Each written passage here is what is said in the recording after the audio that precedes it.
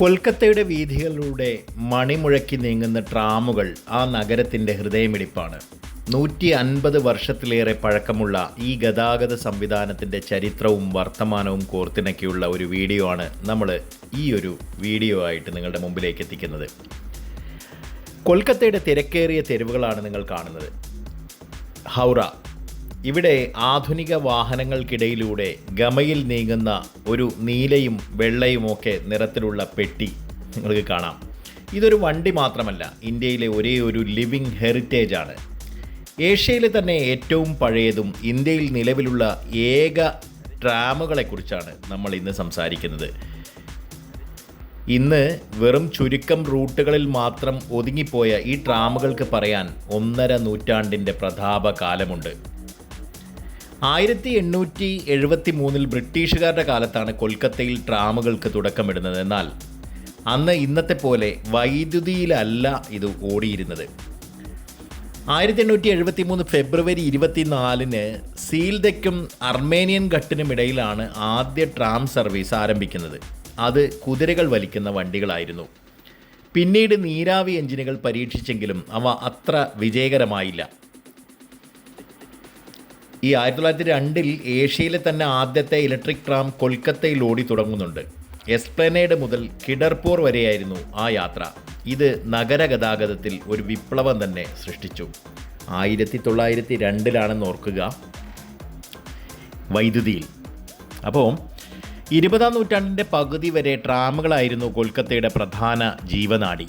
ഒരുപാട് ട്രാമുകൾ ഓടിയിരുന്നു എന്നുള്ളതാണ് നാം മനസ്സിലാക്കേണ്ടത്. നഗരത്തിൻ്റെ വടക്ക് മുതൽ തെക്ക് വരെയും ഹൗറ പാലം കടന്നും ട്രാമുകൾ ഓടിയിരുന്നു.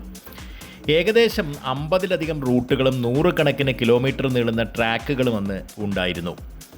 ശബ്ദ മലിനീകരണമോ വായുമലിനീകരണമോ ഇല്ലാത്ത പരിസ്ഥിതി സൗഹൃദ വാഹനമായിരുന്നു ഇത്. 100 വർഷം മുമ്പുള്ള കഥ ആലോചിച്ച് നോക്കിയേ. പാവപ്പെട്ടവനും പണക്കാരനും ഒരുപോലെ ആശ്രയിച്ചിരുന്ന ജനകീയ വാഹനം. എന്തായാലും കൊൽക്കത്തയിലെ പ്രശസ്തമായ ഹൗറ പാലത്തിലൂടെ ട്രാമുകൾ നീങ്ങുന്ന ആ ഒരു കാഴ്ച ഒരു കാലത്ത് നഗരത്തിൻ്റെ ഒരു അടയാളം തന്നെയായിരുന്നു. എന്തുകൊണ്ടാണ് ഇത്രയും വലിയൊരു ശൃംഖല ഇന്ന് വെറും 2-3 റൂട്ടുകളിലേക്ക് ചുരുങ്ങിയത് എന്നുള്ളതാണ് ഇനി നമ്മൾ നോക്കാൻ പോകുന്നത്. നഗരത്തിൻ്റെ തിരക്ക്, വാഹനങ്ങൾ കൂടിയപ്പോൾ ട്രാമുകളുടെ കുറഞ്ഞ വേഗതയും ട്രാഫിക് കുരുക്കിന് കാരണമായി. പലയിടങ്ങളിലും ട്രാക്കുകൾ റോഡുകളുടെ നടുവിലായതിനാൽ മറ്റ് വാഹനങ്ങൾക്ക് തടസ്സമായി മാറി.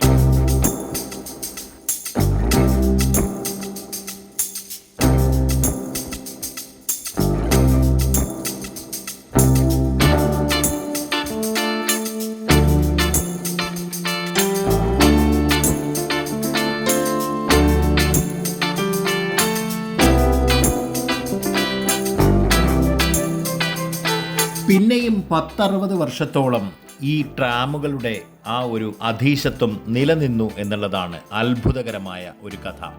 എന്തായാലും ഇന്ത്യയിലെ ആദ്യ മെട്രോ കൊൽക്കത്തയിൽ 1984 നിലവിൽ വരുന്നു. എന്നാൽ ഇതിനുള്ള പ്രവർത്തനങ്ങളെല്ലാം 1970 തന്നെ നടക്കുന്നു. ഏകദേശം 50 വർഷങ്ങൾക്ക് മുൻപ് കൊൽക്കത്തയിൽ ആദ്യ മെട്രോ ഓടിത്തുടങ്ങുന്നതോടുകൂടി ട്രാമുകളുടെ പ്രസക്തി കുറഞ്ഞു തുടങ്ങുന്നു.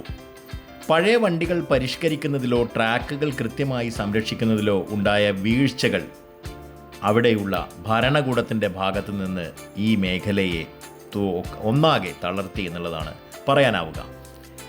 എന്തായാലും CPM ഭരിക്കുന്ന 35 വർഷക്കാലം ബംഗാൾ ഒന്നുമില്ലായ്മയിൽ നിന്ന് ഒന്നുമില്ലാത്ത വട്ടപൂജ്യം എന്ന നിലയിലേക്ക് താഴുകയായിരുന്നു. ഉയർന്നു പൊങ്ങിയ ഒരു രാജ്യത്തെ എത്ര എളുപ്പത്തിലാണ് ഒരു അരനൂറ്റാണ്ട് കൊണ്ട് അതിൻ്റെ ഏറ്റവും വലിയ ച്യുതിയിലേക്ക് തള്ളിയിട്ടത്.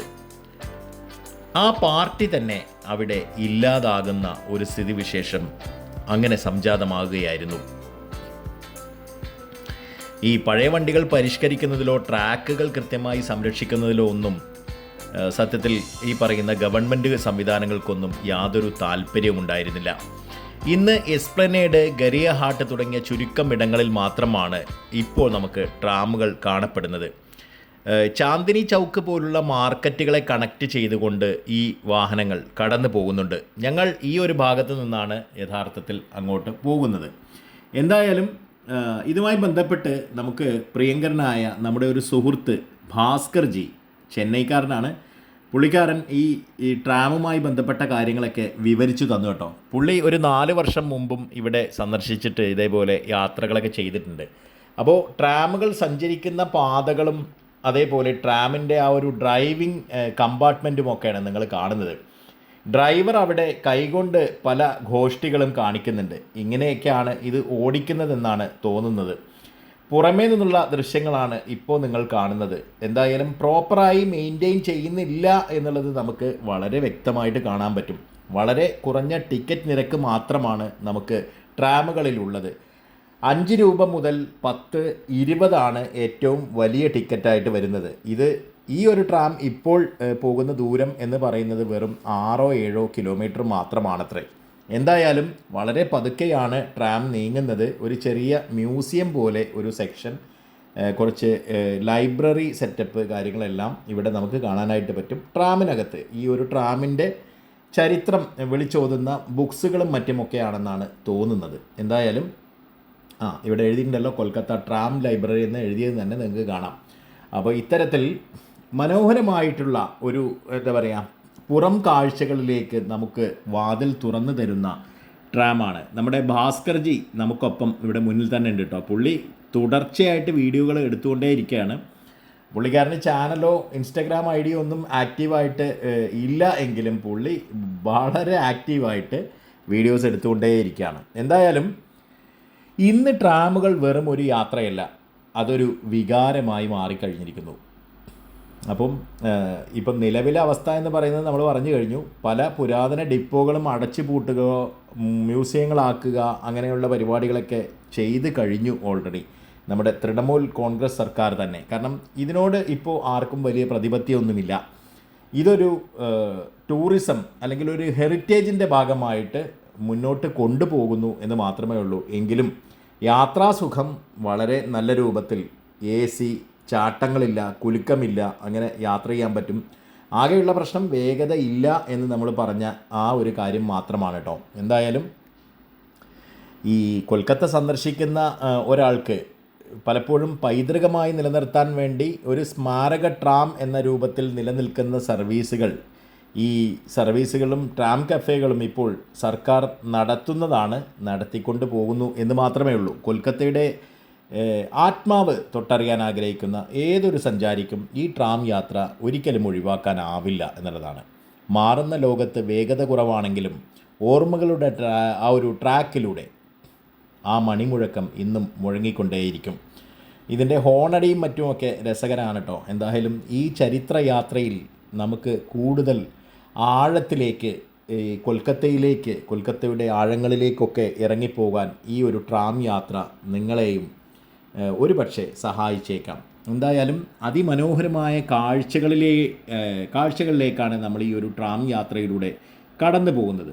അപ്പോൾ അതൊരു എന്താ പറയുക, അനുഗ്രഹമായി തന്നെ കാണണം എന്നാണ് നമുക്ക് തോന്നുക. എന്തായാലും ഈ പറയുന്ന പാലത്തിലൂടെ, പ്രത്യേകിച്ച് ഹൗറ പാലത്തിലൂടെയൊക്കെ ഈ ഒരു ട്രെയിൻ കടന്നു പോകുമ്പോൾ അത് ആസ്വദിച്ച് അനുഭവിച്ച് ഇരിക്കുന്ന യാത്രക്കാരെയൊക്കെ നമുക്ക് അവിടുത്തുകാരെ തന്നെ കാണാൻ പറ്റും. വളരെ കുറഞ്ഞ ആളുകൾ മാത്രമാണ് അവിടുത്തുകാരായിട്ട് നമ്മളോടൊപ്പം യാത്രയിൽ ഉണ്ടായിരുന്നത് കേട്ടോ. അപ്പോൾ അവരോടൊക്കെ ഇതേപോലെ അറിയാവുന്ന ഹിന്ദി ഭാഷയിൽ നമ്മൾ സംസാരിക്കുന്നുണ്ടായിരുന്നു. സംസാരിക്കാനൊക്കെ വളരെ തൽപരരാണ് ആളുകൾ. അതിൽ ആൺ പെൺ ഭേദമൊന്നും ഇല്ല എന്നുള്ളതാണ് യാഥാർത്ഥ്യം. ഇപ്പോൾ ഈ ഇരിക്കുന്ന മാഡത്തിനോടും നമ്മൾ സംസാരിക്കേണ്ടായി. പുള്ളിക്കാർ ഏതോ ഒരു ഡിപ്പാർട്ട്മെൻറ്റിൽ അവിടെ ജോലി ചെയ്യുന്ന ഒരാളാണ്.